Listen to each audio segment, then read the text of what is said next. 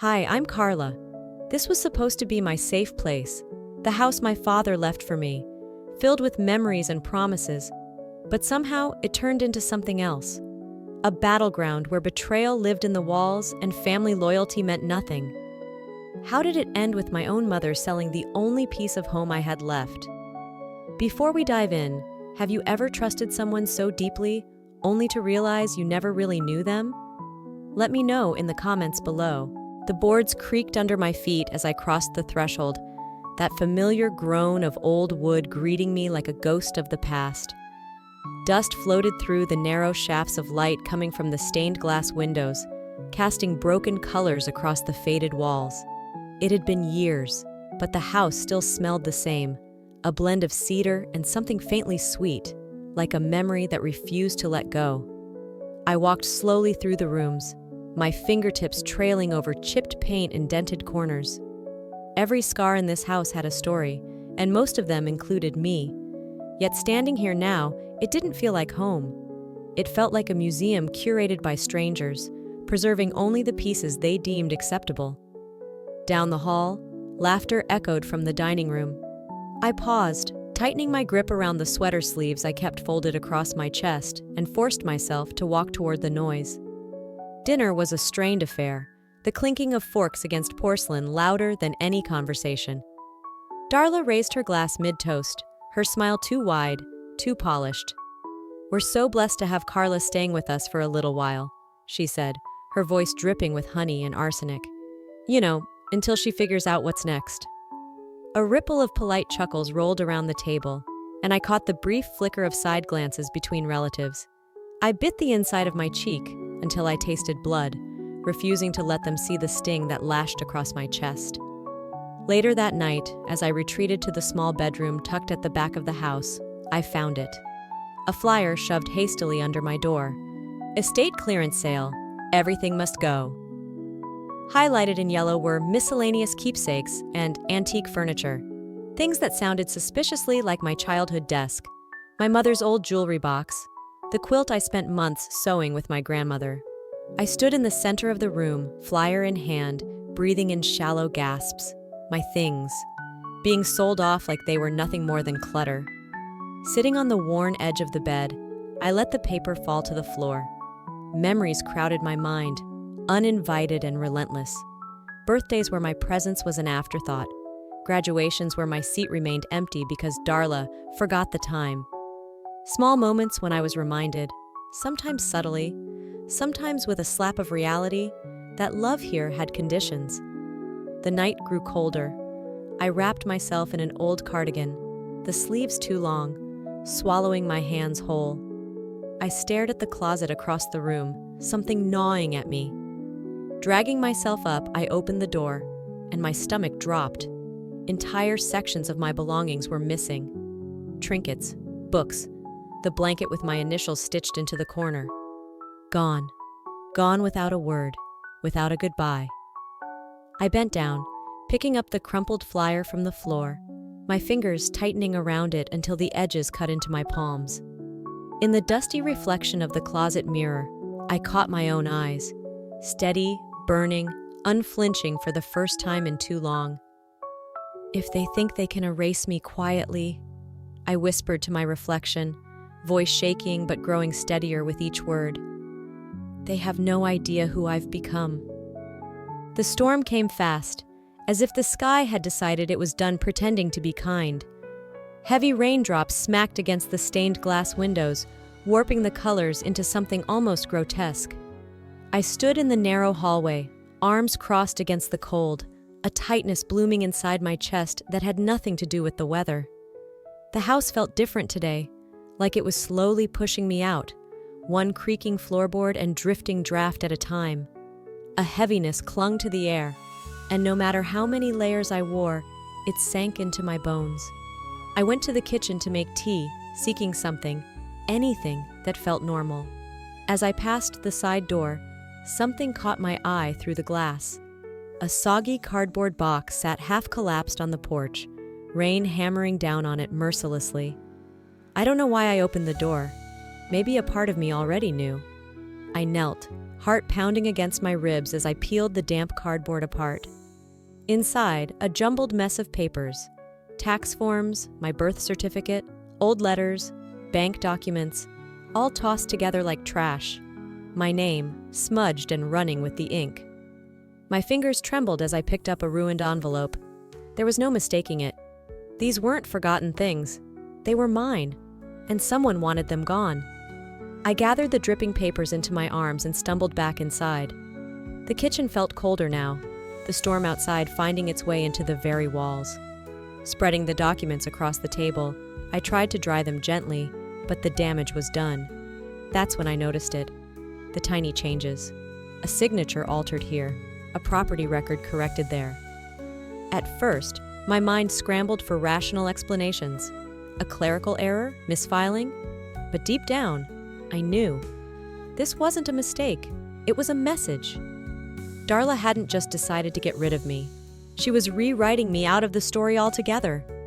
Panic rose in my throat, thick and suffocating.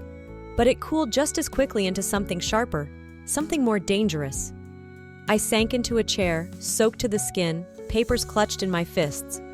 Raindrops from my hair trickled down my face, mixing with the slow, burning tears that refused to fall fully. I thought about the years of small, quiet betrayals. The way Darla would rearrange rooms without asking, replacing photos, repainting walls. The subtle erasure of my existence, little by little, until I barely recognized the house I once called home. They always started small. The lies, the thefts, the wars that no one called wars because no one bled openly. But today, something shifted. Maybe it was the cold in my bones, or the sight of my name washed away in ink. Maybe it was the storm. I slid the papers into a plastic folder, sealing it shut like a wound that needed protecting. As I zipped it closed, my reflection caught in the kitchen window, my figure a ghost against the gray outside. Behind me, Darla stood in the living room, speaking on the phone, her laughter low and mean. She didn't see me watching, didn't see the way my hand clenched around the folder until my knuckles turned white. "You started this war," I whispered to the glass, to myself, to the storm outside. "I'll make sure you regret it." The storm hadn't broken yet, but the sky was a sickly shade of gray, sagging low and heavy over the town. As I turned onto the narrow street leading to the house, my stomach tightened. There were two unfamiliar cars parked out front, their gleaming chrome a stark contrast to the peeling white paint of the porch railings. I pulled into the driveway slowly, my heart drumming louder with each passing second. Through the rain-speckled windshield, I could see a group of strangers milling about the yard. One man measured the width of the flower beds with a tape measure. A woman snapped pictures of the sagging gutters. Their easy familiarity with the property sent a chill down my spine colder than the encroaching storm. I stepped out of the car, gravel crunching under my boots, and walked up the path. "Oh, Carla!" Darla called out, her voice unnaturally bright. "These are just some friends from church, admiring the property. Isn't it wonderful to have people appreciate the old place?" One of the women turned and smiled warmly, extending a business card between two manicured fingers. My hand hesitated before taking it. Whitmore Realty. My breath caught somewhere between my chest and my throat. Not friends. Realtors. I barely registered Darla's next words, something about how everyone deserves a fresh start, before I excused myself and fled into the house. My hands shook as I clutched the card. Inside the kitchen, I leaned against the counter, struggling to steady my breathing. Later that night, after the strangers had left and Darla retreated to her room, I locked myself in the small bedroom and pulled out my laptop. Pretending to be a curious buyer, I called the number listed on the card. The woman's voice was cheerful. "Oh yes, the property's been available off market for a few months now. The owner's looking for a quick sale before the holidays." I swallowed hard. "The owner?" "Miss Whitmore," she chirped. "Lovely woman. Said she has full title, no encumbrances at all." I ended the call before my voice could betray me. The betrayal hit harder than any slap could have. This wasn't just Darla maneuvering around me or nudging me out through guilt. This was theft, deceit. She hadn't just erased me from her plans. She had rewritten the entire narrative, casting herself as the rightful heir to a life she hadn't built. I sat in the dim room, the hum of the heating unit the only sound, and stared at the cracked ceiling. Maybe I had been stupid. Maybe I had clung too tightly to the idea that blood meant something, that family ties were made of anything sturdier than obligation and shared last names. Memories washed over me, birthday parties where my name was left off the cake, family photos where I stood slightly apart from the group, moments I'd brushed off as accidents, misunderstandings. They weren't accidents, they were rehearsals. Each small slight, each forgotten moment, had been leading here, to this betrayal so carefully arranged it almost looked accidental. Almost. Through the rain-laced window, the streetlights blurred into smudges of gold. I pressed my forehead against the cold glass and closed my eyes. "If she's willing to steal memories," I whispered, my voice so low it was nearly drowned by the storm's rising howl. "What else is she willing to destroy?" The evening seeped into the house like a slow-moving tide, filling every room with a dense, oppressive chill. I could hear the cold wind slipping through the cracks around the windows, whispering against the worn wood. Inside, the tension was thicker than the gathering clouds outside. I tried to keep my breathing even, my hands busying themselves with trivial tasks, wiping a perfectly clean counter, rearranging a stack of mail, but the air between Darla and me crackled. It was in the way she sighed loudly whenever I entered a room, the way she set her teacup down just a little too hard on the table. It didn't take long for something small to ignite the simmering unease. "You chipped the vase," Darla snapped as I passed through the living room, pointing to a tiny, nearly invisible mark on a dusty ceramic piece. "I didn't touch it," I said quietly, the words flat, automatic. She scoffed, turning her back with a huff loud enough for the neighbors to hear. That was the real performance, planting the seeds for anyone who might be watching. Later that night, it escalated. The kitchen sink had been leaking, a slow, annoying drip that had turned into a full-fledged puddle. I grabbed a wrench and knelt under the sink, determined to fix something, anything that was still within my control. "What do you think you're doing?" Darla's voice cracked through the silence like a whip. "I'm fixing the leak," I said without looking up. "You're ruining this house," she said, loud enough for the two visiting neighbors, who just so happened to drop by with a pie, to hear. "Making changes you have no right to make.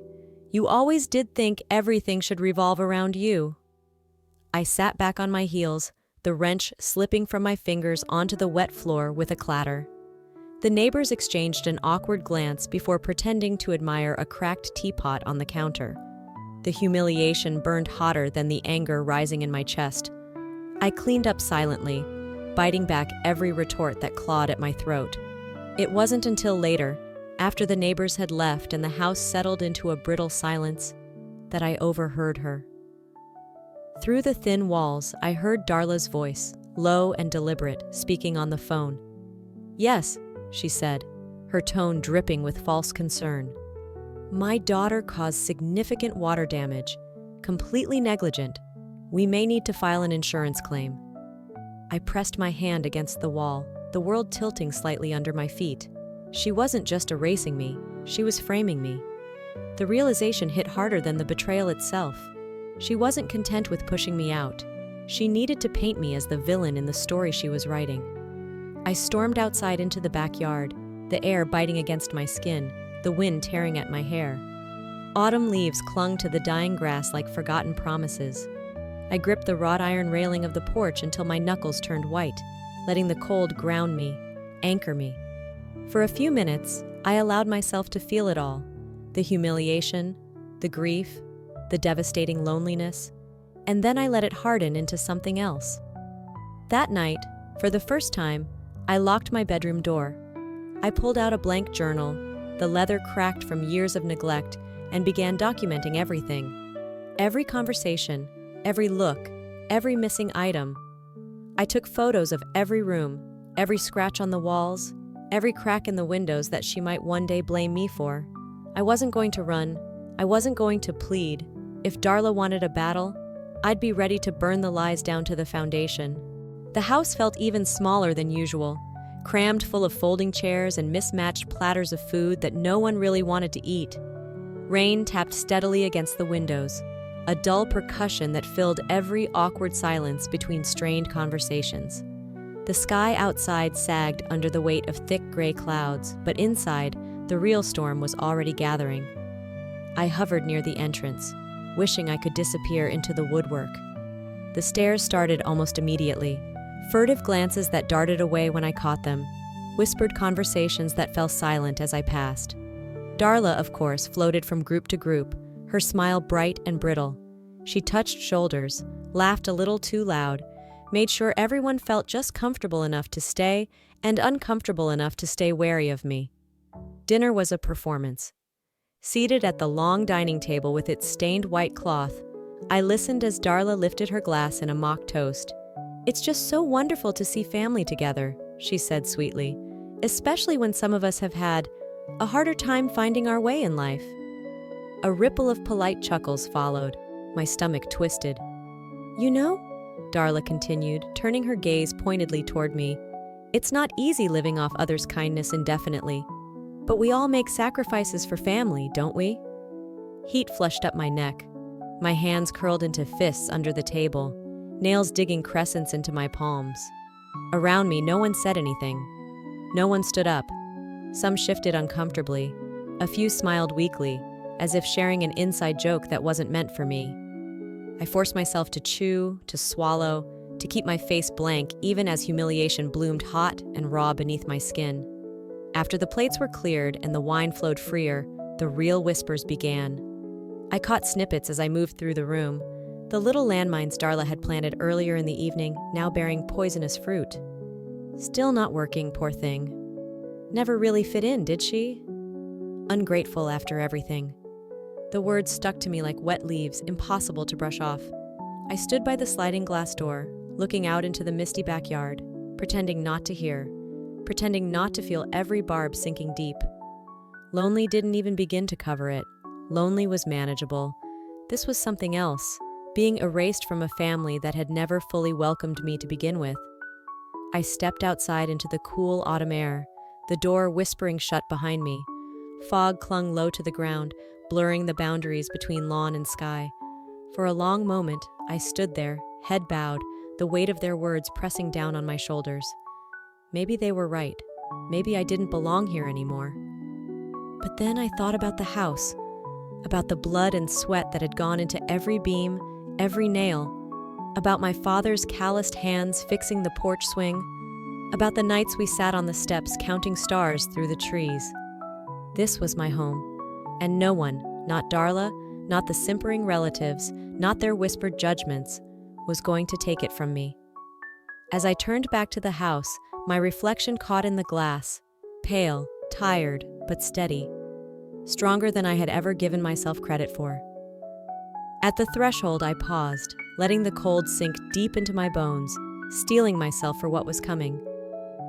"You have no idea what I'm capable of when I'm done needing you," I whispered, and for the first time in a long time, I almost believed it. The cold had settled deep into the bones of the house, an invisible frost that seemed to seep into every crack and crevice. Bare trees scratched against the windows like accusing fingers, and the sky outside sagged, heavy and unyielding.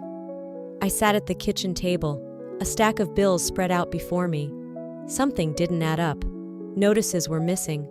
Some documents looked wrong, altered in tiny, almost imperceptible ways. Names slightly shifted, dates blurred. The unease that had been slowly brewing inside me turned sharp. I drove through town under the slate-gray sky, heart hammering louder with every mile, until I reached the county clerk's office. The smell of stale coffee and old carpet greeted me as I stepped inside. The woman behind the counter smiled absently as she pulled up the property records. Her fingers hesitated just a fraction too long on the keyboard before she looked up at me, her expression tightening. "There's pending activity on the house," she said carefully. "Transfer of ownership initiated. Documents filed by Darla Whitmore." The room spun slightly. I asked to see the paperwork. My hands barely shook as I held the pages, my eyes scanning the forged signatures, the false claims. She was selling the house. She was selling the house out from under me, using lies so seamless it made my skin crawl. I thanked the clerk in a voice I barely recognized as my own and stumbled back into the parking lot. The air sliced through my jacket, raw and unrelenting. Later that afternoon, I met with Mr. Jenkins, an old friend of my father's. We sat on a worn bench outside the library, the cold seeping up from the concrete. "I didn't want to get involved," he said, rubbing his hands together. "But you deserve to know." He told me everything, how Darla had been using the house, claiming it as sole collateral for debts she never intended to repay. Quiet, backdoor deals, promises she couldn't keep. "She's been planning this a long time, Carla," he said, not unkindly. "Your father, he suspected. That's why he made arrangements you probably don't know about yet." The shame hit me harder than the cold ever could. I had trusted too long, closed my eyes too tightly. As I drove home, the sun dipped low, casting the sky into bruised purples and deepening grays. The house loomed ahead, no longer the safe harbor of my childhood, but a battlefield. I stood by the neglected rose garden, the brittle stems rattling in the wind like dry bones. Once, this place had been alive with color, with the quiet tenderness of my father's hands in the soil. Now it was as hollow as the promises Darla had made. Maybe trust really was a luxury only fools could afford. I walked inside, heart pounding with a different rhythm now. Not fear, not despair, but something colder, more certain. In the study, tucked behind loose paneling, I found it. The sealed documents my father had hidden. His final safeguard. I flipped through the pages, the legal language blurring slightly before sharpening into clarity. "You planned for this, Dad," I whispered, my voice steady despite the quake in my chest. "Now it's my turn to finish what you started." The sky hung low over the house, bloated and gray, pressing the air into something dense and suffocating. I parked at the curb, engine ticking as it cooled, hands clenched too tightly around the steering wheel. In the window, through the gauzy curtains, I saw them, the familiar faces of family members, gathered in clusters, whispering. The invitation had been vague. "Family meeting," Darla had said, her voice syrupy with false warmth, "to clear the air." The moment I stepped inside, I knew it was a lie. The living room was arranged like a courtroom. Darla stood by the fireplace, a neat stack of papers in her hand, her smile tight enough to crack porcelain. The others, uncles, aunts, cousins, sat stiffly, leaving the seat across from her conspicuously empty. I took it anyway. "We're here to find a solution," Darla said, voice carrying just enough edge to slice skin, to avoid further misunderstandings. She placed the documents on the coffee table, sliding them toward me. "It's just a small agreement," she purred, "to formalize what's already understood, for clarity, for peace." I glanced at the top page. Legal language wrapped around poison, a mutual release of any claims to the property, an acknowledgement that Darla alone retained ownership rights. My heart thundered in my ears. The room waited, heavy and expectant. When I didn't move, Darla pressed on, voice brightening artificially. "Maybe it would help," she said, "if others shared their thoughts." One by one, the family spoke, some hesitantly, others with rehearsed ease. "You've had a good run, Carla," one cousin said, avoiding my eyes. "It's time to let go," murmured an aunt I barely recognized. "It's about doing the right thing for everyone," added another, sanctimonious as ever. Each word piled on top of the last, a slow burial under thinly veiled disdain and manufactured concern. I sat through it all, hands folded neatly in my lap, face as blank as stone. Inside, something cracked open. When the last voice faded into the heavy air, I reached out, not for the pen waiting beside the papers, but for my voice, sharpened by weeks of betrayal. "No." The word hit the room like a dropped match. "I will not sign," I said, louder now, each syllable deliberate. "And if you push me any further, I will expose every lie, every forgery, every deal made behind closed doors." Gasps, murmurs, a ripple of unease. Darla's face hardened, the mask slipping just enough for the truth to flash underneath. I stood, leaving the papers untouched. "You wanted a war," I said, locking eyes with her across the room. "Be ready to lose everything you thought you owned." The room was silent but for the howling wind battering against the windows, and for once, I welcomed the storm. Snow blanketed the world outside, muting the edges of everything. Inside the house, the silence was thick, vibrating with a different kind of storm. I stood by the living room window, phone pressed to my ear, listening as Elliot's calm voice cut through the noise in my mind. "It's done," he said. "The paperwork is filed. The freeze is active." I closed my eyes, a wave of something slow and heavy rolling through me. Relief, maybe, or the slow burn satisfaction of reclaiming something that should never have been taken in the first place. I hung up and slid the phone into my pocket. For the first time in weeks, I breathed fully. The trap was set, and this time it wasn't me walking into it. Within hours, the ripple effect began. Calls went out, letters were delivered, emails flooded inboxes at banks and real estate offices and legal firms. Darla's face, when she returned home and found the official notices taped to the front door, was something I would never forget. She ripped them down with shaking hands, her mouth moving but no sound coming out. When she finally turned to me, standing quietly in the hallway, her face was a strange patchwork of confusion, fury, and fear. "You think you've won?" she spat. I didn't answer. I didn't need to. Word spread faster than I anticipated. Friends she had leaned on for support began to pull away. Old allies stopped returning her calls. At the grocery store, I overheard hushed conversations that went silent as she walked by. She wasn't just losing the house, she was losing her kingdom. I found her in my room later that night, rifling through drawers she had no business touching. She turned as I entered, eyes wild. "You did this!" she screamed, her voice breaking apart. "You ruined everything." I stepped forward, feeling nothing but a deep, solemn certainty. "You betrayed me first," I said, my voice low and steady. "You lied, you forged, you used me." She shook her head violently, hands clenching into fists at her sides. "I did what I had to do." I took a slow breath, grounding myself in the moment. "No," I said. "You did what was easy." From my coat pocket, I pulled a sealed envelope and held it out to her. Inside, the full legal documentation. Proof that the house was never hers to sell. Proof that my father had safeguarded it against this very moment. Darla snatched it from my hand, tearing it open with frantic fingers. As her eyes scanned the pages, her shoulders slumped, the fight draining from her. I watched her crumple, not with triumph, but with a strange, hollow ache blooming inside me. I had wanted this victory. I had fought for it. But standing there, seeing her unravel, all I felt was loss.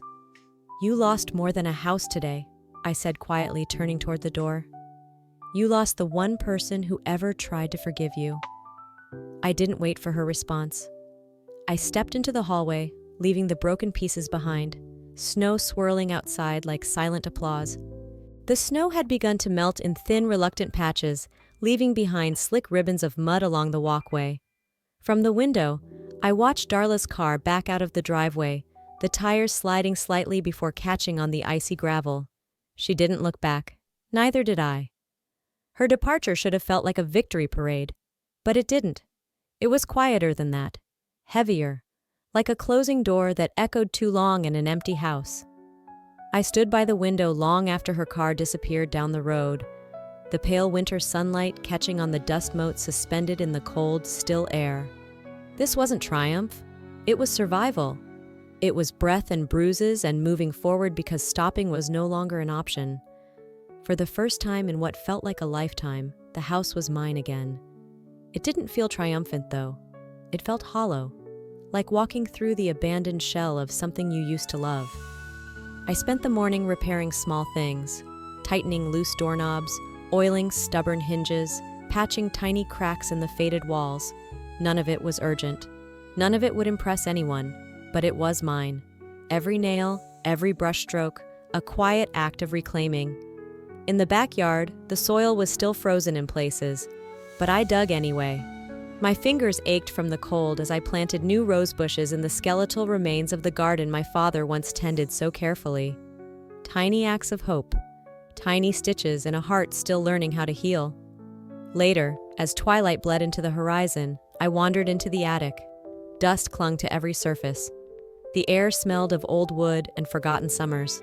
That's where I found it. An old photo album tucked behind a stack of brittle newspapers, pages yellowed with age, corners curling in on themselves. I sat cross-legged on the attic floor, flipping through the photographs. My father's quiet smile, my mother's tense grip on my shoulder. Me, caught somewhere between them, trying to make myself small enough to belong. I traced the outlines with trembling fingers, feeling the weight of it all settle deeper into my bones. The good memories weren't lies, but they had been incomplete, stitched together with hopes that had unraveled long before I noticed. In the bottom of the box, under the last photo, was a letter. The handwriting was unmistakable, my father's looping scrawl. It was unfinished, the ink trailing off in the middle of a sentence. "I wish I could protect you from everything," he had written. But sometimes loving someone means knowing when to let go. Trust yourself, Carla. You are stronger than you know. The tears came then, slow and unstoppable. I pressed the letter against my chest, rocking slightly as grief and gratitude tangled together inside me. He had known, long before I had, and even in his absence, he had left me a map out of the wreckage. I folded the letter carefully, sliding it back into its envelope. Standing in the doorway of the attic, I looked out at the horizon where the snow was beginning to retreat, revealing patches of brown, stubborn earth. Not everything broken needed to be mended. Some things just needed to be left behind. Sometimes the hardest battles we fight are the ones that happen quietly, inside our own homes, inside our own hearts.